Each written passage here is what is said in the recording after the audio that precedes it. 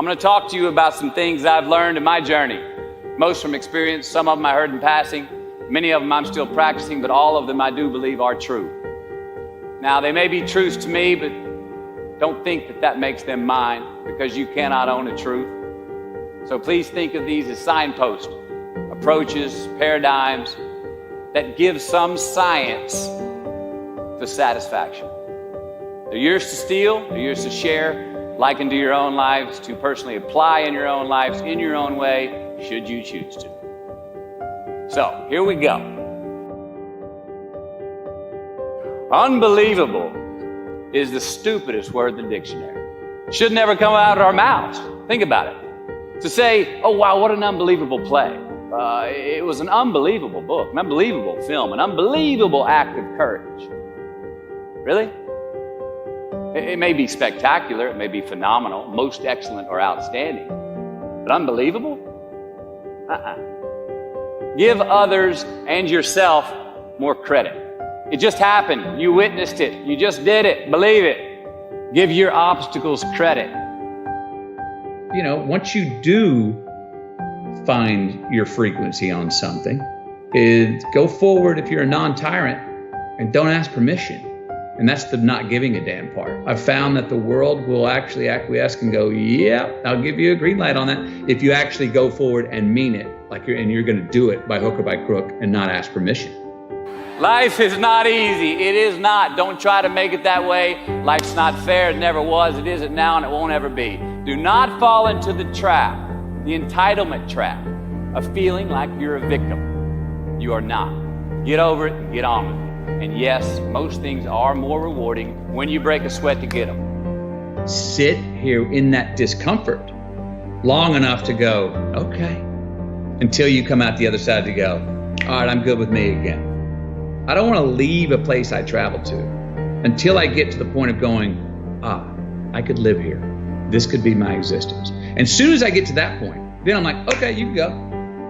Now I can go. That's the same thing in the personal journeys. Stick with it until you get through the uncomfortable times, until you go, you know what? I can spend time with myself. I could do this. I could do this forever. Well, then it's okay to go to re-engage, pick up your phone, go see your friends, go have a drink, what have you, go look for those things that are the other relationships in life. But hopefully not until. There's great value in not doing that until you go, I'm good with me and me for right now. So, to any of us, whatever those things are, whatever it is we look up to, whatever it is we look forward to, and whoever it is we're chasing, to that I say amen. To that I say, all right, all right, all right. And to that I say, just keep living, huh? Thank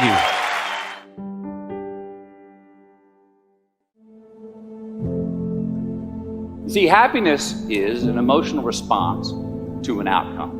If I win, I will be happy. If I don't, I won't. It's an if-then, cause and effect, quid pro quo standard that we cannot sustain because we immediately raise it every time we attain it. See, happiness demands a certain outcome. It is result reliant.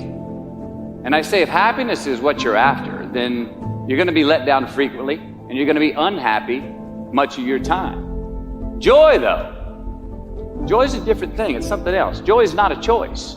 It's not a response to some result. It's a constant. Joy is the feeling that we have from doing what we are fashioned to do. It is just as important where we are not as it is where we are. Look, the first step that leads to our identity in life is usually not, I know who I am. I know who I am. That's not the first step. The first step's usually, I know who I am not. Process of elimination. Defining ourselves by what we are not is the first step that leads us to really knowing who we are. South of New Orleans a few years ago, and I went to a voodoo shop, and they had this wooden partition against the wall with these columns, and in these columns were all these vials of these magic potions, right?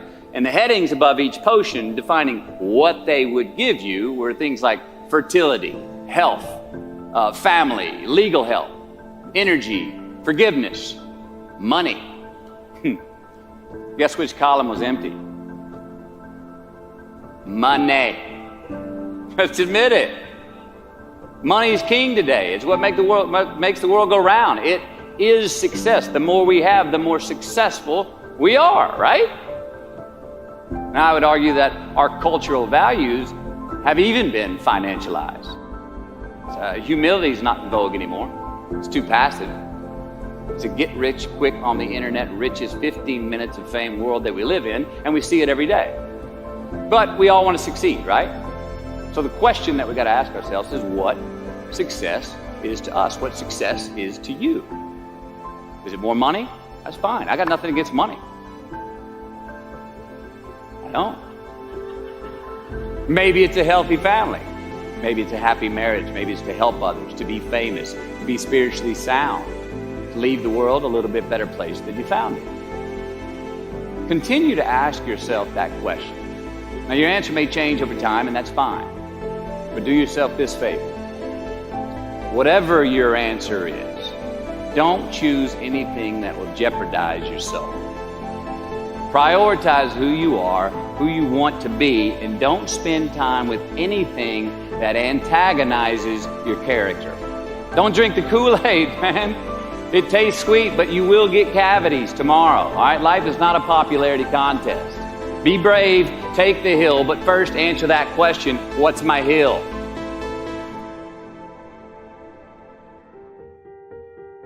There's a responsibility to freedom, and that there is freedom in responsibility. You know, and that earn your way there. We remember the stuff we earn, the stuff we experience, more than what the teacher tells us or what someone gives us for free. We just do. We broke a proverbial sweat on it, whether it was mental or physical or whatever. We built it. We understand. We felt how we got it, how we achieved it, how we got what we wanted. Those stick with us. Whether we forget them intellectually, they were written in our lineage, and they build resilience, and they build a healthy, true optimism going forward to know that, oh no, I've worked for something before and achieved it. Delayed gratification. Oh, there are choices I can make today for myself that will pay me back later in life. So there are choices we make. If you're going to say right now, I'm going to lie, cheat, and steal to get what I want, and I got it. I got an immediate green light for me. That's a battery-powered green light. That's not a solar-powered green light. Why? Because now, everywhere I go, I got to look over my shoulder to see if someone's there that I lied, cheated, and stole from. And when I'm doing that, I'm stealing whose time? My time. I'm not free. I don't have the freedom. I didn't create freedom in my future because I chose to make an irresponsible act that I left crumbs. I've now got reasons to look over my shoulder. And the more things we do to create in our future that we got to look over our shoulder, the more of our most precious thing we have in our lives, time, that we're stealing from ourselves. So it's not puritanical. It's just like, it's actually self-serving. It's a very selfish choice. And I'm a fan of the word selfish. I've helped redefine it. But I believe that there are selfish choices we can make that are the most selfless, that there are selfless choices that we can make that are the most selfish choices. Those two are not a contradiction, and we see them that way. Responsibility is appreciation of a past. It's building of a lineage. It's investing in ourselves. It's investing in something we started to build yesterday that we want to take into tomorrow. There's a response that gives us freedom. So be brave, have courage, and when you do, you get stronger, you get more aware, you get more respectful of yourself and that which you fear.